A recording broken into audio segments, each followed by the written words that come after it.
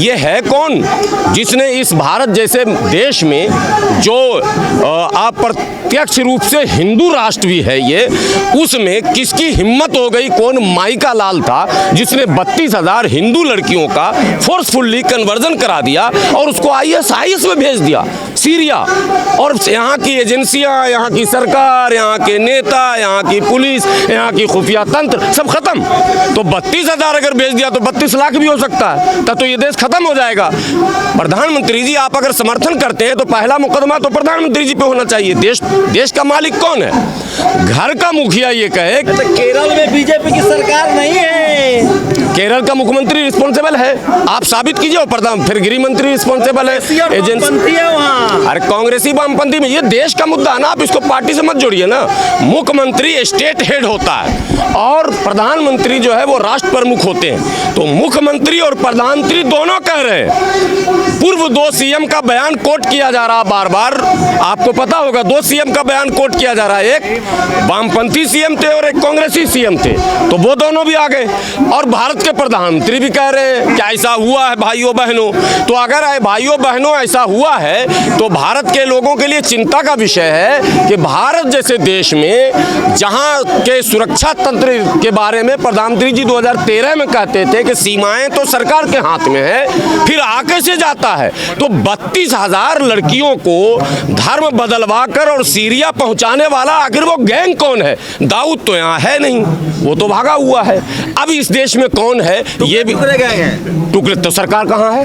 तो टुकड़े तो पूरे देश को टुकड़े कर देगी। आप भाषणें करते रहिएगा कर्नाटक में कि कार्रवाई कीजिएगा, आपको कार्रवाई करनी पड़ेगी ना, सरकार आपकी है ना, इस्तीफा दे दीजिए। सिंपल सा खेल है। इसलिए प्रधानमंत्री जी बिल्कुल बचकाना काम इन्होंने किया है कि प्रधानमंत्री जी ने कहा कि हाँ ये घटना देखिए, टुकड़े गैंग ने 40,000 गुजराती महिलाओं का जिक्र छेड़ दिया। फर्जी क्यों छेड़ा? वो NCRB का डेटा आया हुआ है, 40,000 महिला लड़कियां गुजरात से गायब हैं। ये 2016 से लेकर 2023 तक का NCRB का डेटा है जो ऑनलाइन है, वो सरकारी चीज है, वो कोई व्हाट्सएप यूनिवर्सिटी का नहीं है। तो अब तो घिरेंगे ना, जब झूठ बोलिएगा तो झूठ बोले तो कौवा काटे। अब कौवा काटने दौड़ गया उनको। आप क्यों झूठ बोले?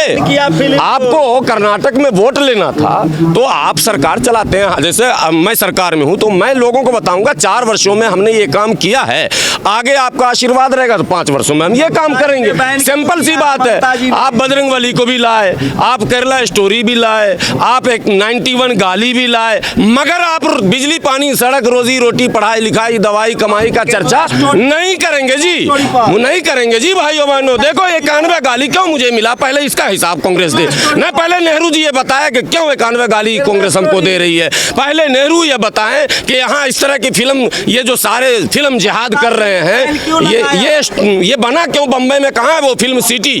फिल्म सिटी को खत्म कीजिए। ये साला फिल्म जब जिहाद कर रहा है, ममता बनर्जी भी तुष्टीकरण कर रही हैं, रोक के, और आप बढ़ा रहे हैं। अरे रोकने का क्या है, देखने दो ना, फिल्म है, देखने की चीज है। मैं तो कहता हूँ फिल्म में अमिताभ बच्चन को मरते हुए हम लोगों ने कई बार देखा, धर्मेंद्र को मरते देखा, गब्बर को मरते देखा। मर गया क्या?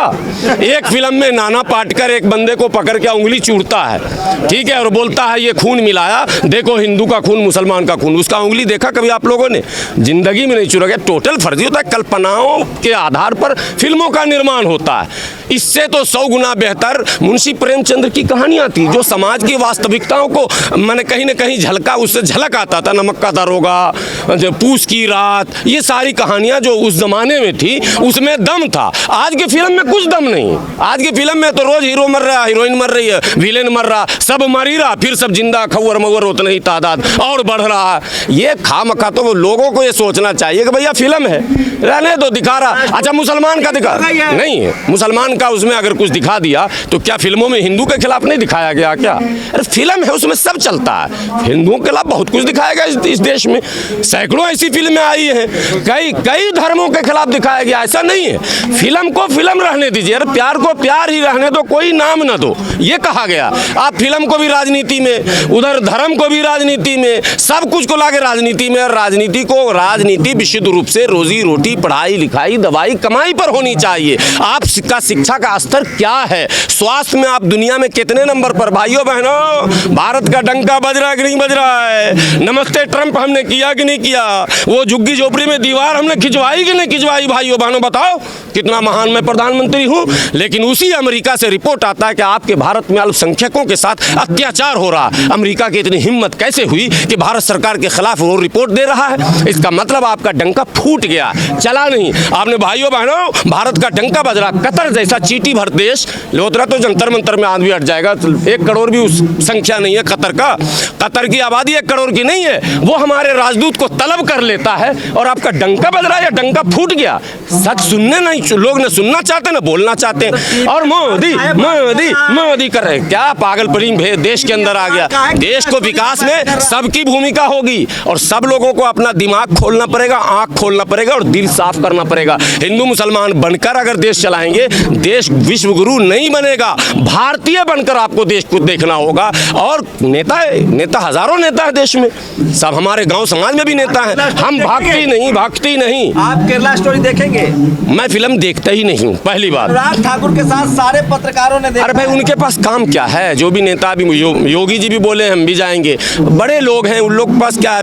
फिल्म ही उठ के उनके घर के आगे आ जाएगा। छोड़ो ना आप, वो एक केंद्रीय मंत्री बोलते थे कि पेट्रोल तो हमारा फ्री में भरा जाता है। याद आया डायलॉग? हमें क्या पता पेट्रोल का क्या रेट है, मैं तो गाड़ी भेज देता हूँ, भर के आ जाता है। उनका सब कुछ फ्री है, उनके चक्कर में पड़ी है। हमें रोटी भी कमाना पड़ता है, हमें दाल रोटी का इंतजाम, बच्चों के ट्यूशन का इंतजाम, बच्चों का फीस का इंतजाम सब करना पड़ता है। हम लोग पास फिल्म देखने का टाइम नहीं है, और टाइम भी रहेगा तो नहीं देखेंगे। फ्री में दिखाया जाएगा तो? अरे घर में लैपटॉप है हमारे पास, हम लोग सोशल मीडिया से जुड़े हुए आदमी हैं। हमेशा जो टिकट के साथ 15 लाख का चेक मिलेगा तो जाइएगा। हमको लग रहा है ये सरकार वो भी ऐलान कर सकती है, चूंकि ऐलान ही तो करना है। 2014 में ऐलान ही तो हुआ था, तो फिर लोग अपना खाता खुलवाते रहेंगे, जो बच गए वो फिर खुलवा लेंगे नया खाता और फिल्म भी देख लेंगे। आपने कोई गलत नहीं कहा कि ऐसा भी हो सकता है, कह दे, लेकिन ये अभी नहीं होगा, ये होगा 2024 में। 14 में हुआ था तो 24 में हो सकता है 15-15 लाख का। फिर क्या लगता है आप लोग? मकसद कुछ नहीं, मैं फिल्म को बिल्कुल सीरियसली नहीं ले रहा हूँ। अफवाह भी आई है। अफवाह 32,000 जो कहा था, वो बेचारा सिलेंडर हो गया, वो तो खुद परेशान है, कोर्ट में जवाब देते देते वो 3 पे आ गया। देखिए 32,000। अग्निहोत्री ने भी माफी मांग ली है। मैं कह तो रहा हूँ कि 32,000, अगर जीरो गलती से 3200 बोल देता, कहता हुजूर गलती से 1 जीरो बढ़ गया। अगर 320 कह देता कि हुजूर गलती से 2 जीरो बढ़ गया, सीधे 3 पर आ गया, तो फ्लॉप तो वहीं पर हो गया खेल। इसलिए इन चक्करों में पड़ने की का ही नहीं है, इससे और उसका प्रचार बढ़ रहा है और लोगों में उत्सुकता बढ़ रही है। अब ममता बनर्जी ने बैन कर दिया, उधर स्टालिन साहब ने बैन कर दिया, अब उससे लोगों में ये आ गया कि देखें कैसा है, वही पठान जैसे हिट हो गया था। विरोध कीजिएगा तो हिट हो जाएगा, इस चर्चा ही मत कीजिए। इसकी फिल्म है, ठीक है, उल्टा सीधा फिल्म होता ही है, कल्पनाओं पर आधारित होता है। फिल्म में कितना जहाज गिरता है, कितना ट्रेन टूटता है, कितना कार टूटता है, एक को तो कार तोड़ के दिखा दे कोई हीरो अपना, वो सब सिस्टम है, चल रहा है, लोग देखते हैं। जैसे